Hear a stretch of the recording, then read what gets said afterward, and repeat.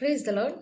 ఈరోజు వాక్యం ఏంటంటే ఎఫెసీయులకు రాసిన పత్రిక 6వ అధ్యాయము 18 నుంచి 20 వచనాలు చూసుకుందామండి. ఆత్మ వలన ప్రతి సమయమందును ప్రతి విధమైన ప్రార్థనను విజ్ఞాపన చేయుచు ఆ విషయమై సమస్త పరిశుద్ధుల నిమిత్తమును పూర్ణమైన పట్టుదలతో విజ్ఞాపన చేయుచు మెలకుగా ఉండడి. మరియు నేను దేని నిమిత్తము రాయబారినై సంఖ్యల్లో ఉన్నాను, ఆ సువార్త మర్మములను ధైర్యంగా తెలియజేయుటకును నేను నోరు తెరిచినప్పుడు దాని గురించి నేను మాట్లాడవలసినట్లుగా ధైర్యంతో మాట్లాడుటకై వాక్శక్తి నాకు అనుగ్రహించబడినట్లు నా నిమిత్తము పూర్ణమైన పట్టుదలతో విజ్ఞాపన చేయుచు మెలకుగా ఉండుడి అని పౌలు గారు ఎఫెసీ సంఘానికి రాస్తున్నారు. ఇక్కడ సువార్త మర్మములు ధైర్యంగా తెలియచేయుటకు నా నోరు తెరవబడడానికి వాక్శక్తితో నాకు అనుగ్రహించబడినట్లు నా నిమిత్తము మీరు పట్టుదలతోనూ మెలకుగా ఉండి ప్రార్థన చేయండి అని చెప్పేసి దేవుడు వాక్యం సెలవిస్తుంది. సేవకుల కోసం మనం ప్రార్థన చేయాలండి. ఎందుకంటే సువార్త మర్మాలు ధైర్యంగా ప్రకటించడానికి సేవకులందరూ బహుబలంగా వాడబడాలి అని చెప్పేసి పౌలు గారు ఎఫెసీ సంఘానికి రాస్తున్నారు. ఎఫెసీ సంఘానికి ఆయన రాస్తున్నాడు, కానీ ఈ మాటల ద్వారా ప్రతి ఒక్క సంఘానికి దేవుడు తెలియజేస్తున్న మాట, విశ్వాసులారా మీరందరూ కూడాను మీ సేవకుల కోసం ప్రార్థన చేయండి అని చెప్పేసి. ఎలాగా ప్రార్థన చేయమంటున్నారు? పట్టుదలతోనూ మెలకుగా ఉండి విజ్ఞాపన చేయండి అని చెప్పేసి దేవుడు వాక్యం సెలవిస్తుందండి. ఈ వీడియో మీరు ఎంతమంది అయితే చూస్తున్నారో మీరు అందరూ కూడాను దేవుడి కృపచేత దేవుడు మనకిచ్చిన ఆ కృపను బట్టి ప్రతి ఒక్కరి సేవకుల కోసం మనం ప్రార్థన చేయాలండి. ఎందుకంటే ఎఫెసీ రాసిన పత్రికే కాకుండా అలాగే రెండో తెసలోనిక 3వ అధ్యాయం 1-2 వచనాలు కూడా చూసుకున్నట్లయితే తెసలోనిక సంఘానికి కూడా పౌలు గారు రాస్తూ ఏమంటున్నారంటే, తుదకు సహోదరులారా మీలో జరుగుచున్న ప్రకారమును ప్రభువాక్యము శీఘ్రంగా వ్యాపించి మహిమపరచబడు నిమిత్తమును నేను మూర్ఖులైన దుష్ట మనుషుల చేతిలో నుండి తప్పించబడ నిమిత్తము నా కొరకు ప్రార్థన చేయండి అని చెప్పేసి పౌలు గారు తెసలోనిక సంఘానికి రాస్తున్నారు. తెసలోనిక సంఘానికే కాకుండా మనకు కూడా చెప్తున్న మాట కదా. ఎఫెసీలు రాసిన పత్రికలోను తెసలోనిక రాసిన పత్రికల్లోనూ వారు ఎంతోమంది అందరూ ఒకేలాగా ఉండండి, అందరూ మంచి మనుషులే ఉండరు, రకరకాలుగా ఉంటారు మనుషులు. ఆ మనుషుల మధ్య నీ సేవకులు, మన ఆత్మీయ తల్లిదండ్రులు సువార్త ప్రకటించబడాలి అంటే, సువార్త మర్మాలు బయలుపరచబడాలంటే మనం ప్రార్థన చేయాలి. ఎందుకంటే నేను మే మంత్ నుంచి నా హెల్త్ సరిగా ఉండక, ఆఫీస్లో టెన్షన్స్ వల్ల, నా పర్సనల్ టెన్షన్స్ వల్ల నా ఆత్మీయ తల్లిదండ్రుల కోసం నేను సరిగా ప్రార్థన చేయలేకపోయాను.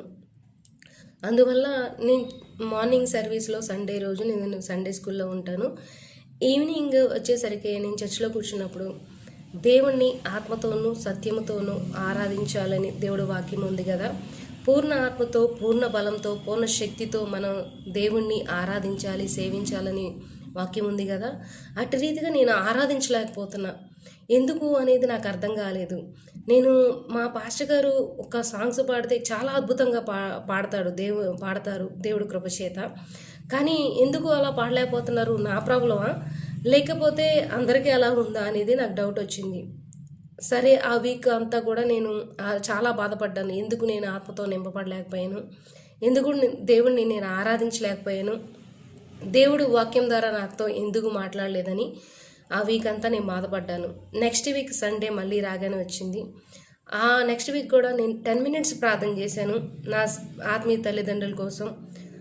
10 minutes ప్రార్థన చేసినప్పుడు 10 minutes కొంచెం అర్థమైంది, కొంచెం నేను దేవుని స్తుతించగలిగాను, ఆరాధించగలిగాను.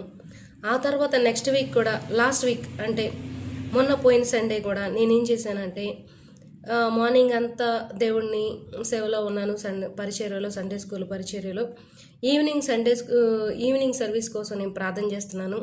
ఈవినింగ్ 4 నుంచి 5:15 వరకు నేను ప్రార్థన చేశాను. దేవుడు కృపచేతని ఆ సమయాన్ని నాకు ఇచ్చారు కాబట్టి, నాకు ఆ రోజు కొంచెం హెల్త్ మంచిగా ఉంది కాబట్టి నేను ప్రార్థన చేయగలిగాను.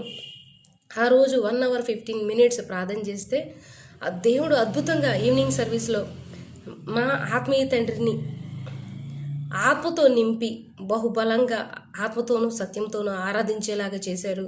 నేను కూడా చాలా సంతోషంగా దేవుణ్ణి ఆరాధించగలిగాను. పూర్ణ ఆత్మతో, పూర్ణ బలంతో, నేను పూర్ణ శక్తితో నేను దేవుణ్ణి స్తుతించగలిగాను, ఆరాధించగలిగాను. అది దేవుడి కృపయే. వాక్యం కూడా ఎంత అద్భుతంగా ఆ రోజు చెప్పారంటే మా పాస్టర్ గారు అంత అద్భుతంగా చెప్పగలిగారు. దేవుడు దక్షిణాస్తాని గురించి తన బాహుబలాన్ని గురించి చెప్తుంటే ఎంతో సంతోషంగా, ఎంత బాగా అర్థమైందంటే అంత బాగా అర్థమైంది. నేను సండే ఈవినింగ్ సర్వీస్ అయిపోయిన తర్వాత నేను చాలా సంతోషంగా దేవుని అద్భుతంగా ఆరాధించాను. దేవుడు నాతో చాలా బాగా మాట్లాడారు. దక్షిణ హస్తాన్ని గురించి, బాహుబలం గురించి అని సంతోషంగా నేను బయటకు వస్తుంటే దేవుడు నాతో మాట్లాడారు. ఏమని? నీ సేవకుల కోసం నువ్వు ప్రార్థన చేసినప్పుడు నువ్వు చాలా సంతోషించావు కదా, నీకు వాక్యం బాగా అర్థమైంది కదా, నువ్వు ఆత్మతో నింపబడ్డావు కదా అని చెప్పేసి, అందుకనే నీ సేవకుడు పడిపోకుండా ఉండాలి అంటే రేపు రాకడ వచ్చినప్పుడు నీ సేవకుడు, నీ ఆత్మీయ తండ్రి బడా నమ్మకమైన మంచి దాసుడా, మంచి దాసురాలా నీ తల్లి కూడా అనిపించుకోవాలంటే ఎవ్రీ టైం వాళ్ళ కోసం ప్రార్థన చేయాలి, మెలకుగా ఉండి ప్రార్థన చేయాలి, పట్టుదలతో ప్రార్థన చేయాలని ఈ వాక్యం ద్వారా, ఎఫెసీలు రాసిన పత్రికల ద్వారాను, తెస్సలోనికే రాసిన పత్రిక ద్వారా నాతో మాట్లాడారు. మన సేవకుడు పడిపోయాడు అంటే దానికి కారణం ఎవరు? సంఘమే కదా. సంఘంలో ఉన్న సభ్యులారా, మీరందరూ కూడా జ్ఞాపకం చేసుకోండి. దేవుడిస్తున్న మాట, మన సేవకుల కోసం మనం ప్రార్థన చేయాలి. ఎందుకు? సువార్త మర్మాలు బయలుపరచబడాలి, సువార్త ప్రపంచవ్యాప్తంగా వెదజల్లబడాలి అంటే, నూతనమైన ఆత్మల రక్షణలోకి రావాలి అంటే మనం ప్రార్థన చేయాలి. మనం ప్రార్థన చేయాలంటే మన సంఘ సభ్యులందరిలో కూడా మరి ఐక్యత కలిగి ఉండాలి. ఐక్యత లేకపోతే దుష్టుడైన సాతాను వచ్చి సంఘాన్ని విచ్ఛిన్నం చేస్తాడు కదా. అందుకోసమనే విశ్వాసులారా, ఈ వాక్యం ద్వారా మీకు మెలకుగా వచ్చునుగాక యేసునామం ద్వారాను, ఎఫెసీలు రాసిన పత్రికలో పౌలు గారు మాట్లాడినట్టుగా ఎఫెసీలు సంఘానికి మీకు కూడా ఈ మాట వర్తిస్తుంది కదా, నాకు కూడా వర్తిస్తుంది కదా. మన సేవకుల కోసం, అందరి కోసం మనం ప్రార్థన చేయాలి. ఏ సేవకుడు కూడా పడిపోకూడదు, ఏ సేవకుడు కూడా దుష్టుడైన సాతాను మాట వినకూడదు. వారు మంచి ఆరోగ్యంతో నింపబడాలి, వారు బహుబలంగా ప్రపంచవ్యాప్తంగా సువార్త ప్రకటించబడలాగా మనం ప్రార్థన చేద్దాం.